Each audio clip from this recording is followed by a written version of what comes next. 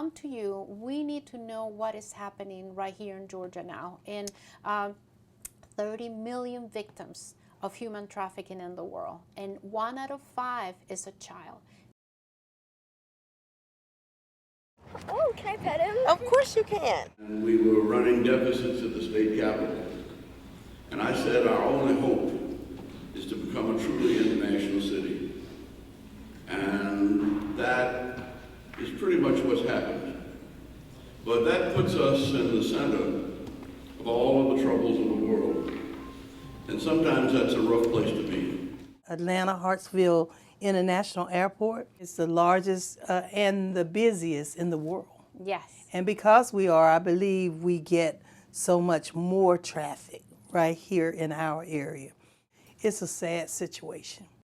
I think I may have witnessed an abduction earlier today. For real? Yeah. What if that was them?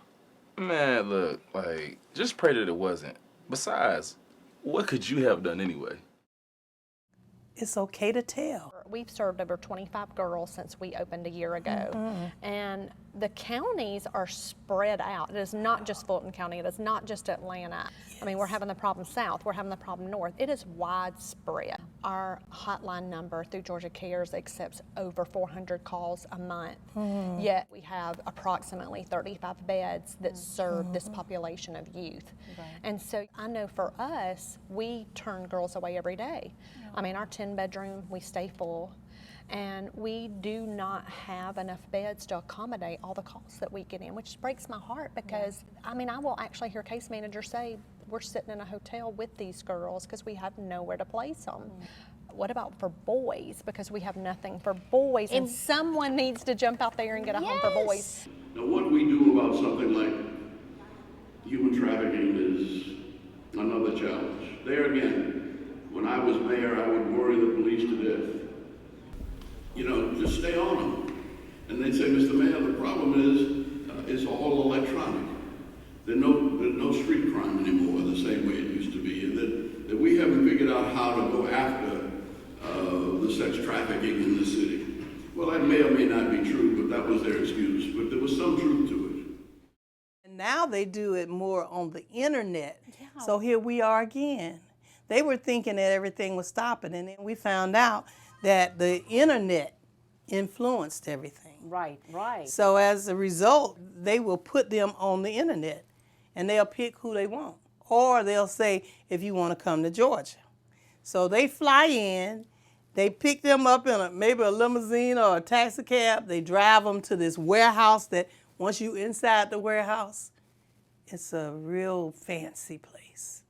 They have the bar, they have the different rooms.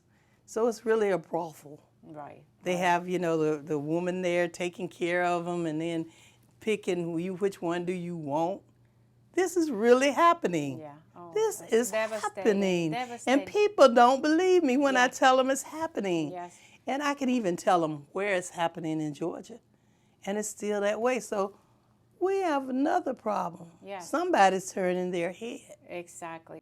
I remember, it's a good while now, I was running for mayor, and I walked into a little coffee shop down on Auburn Avenue. It was about 1 o'clock in the afternoon, and there were about 6 teenage girls there. And I said, what school do you all go to? You better go on back to school. You shouldn't be here this time of day. And they all ran out very quickly. And then somebody said, you know, that was part of the sex traffic of downtown Atlanta. It never dawned on me. These kids were younger than my own children. If I had not been in a beauty shop, get my hair fixed, and seeing these little kids walk up and down the street, and then standing way back in the corner as the pimp, watching them. I said, what in the world is going on? Yeah. I remember we were looking for a humanitarian initiative with the World Chamber of Commerce. That's when I met you. That's when we met. And there was a lady that told me about this 6-year-old young girl. She was kidnapped from her house, South Georgia. And she was arrested for prostitution at 9. So I thought, what kind of society we live in that a victim of human trafficking is going to jail? And then it was explained to me that was the way to get her away from the pimp. But it's still the system needs to be fixed. It should be better than having to arrest a little 9-year-old.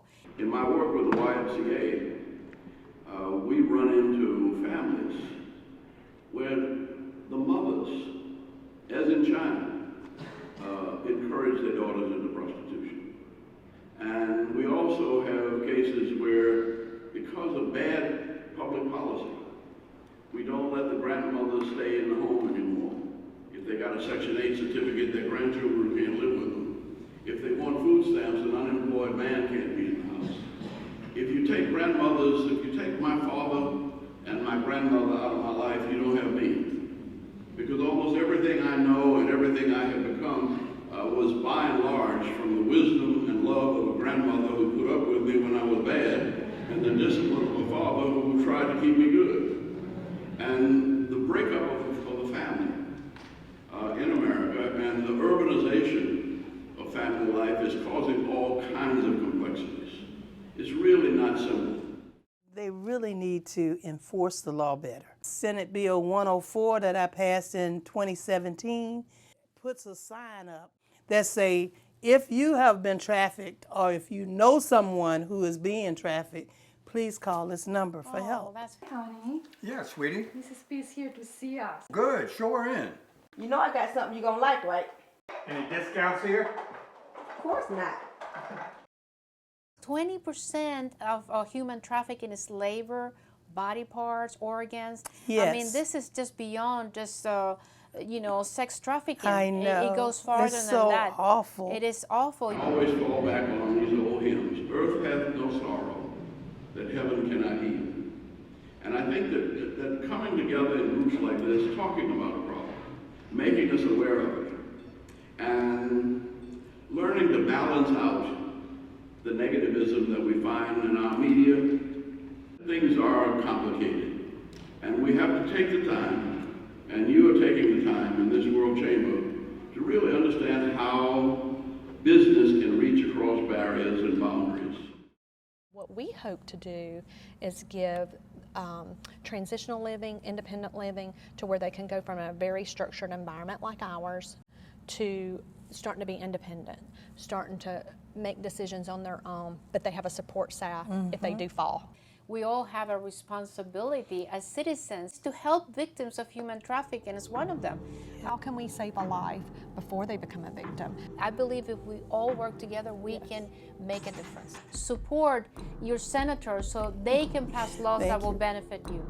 We all must work together, and we vow to save the children.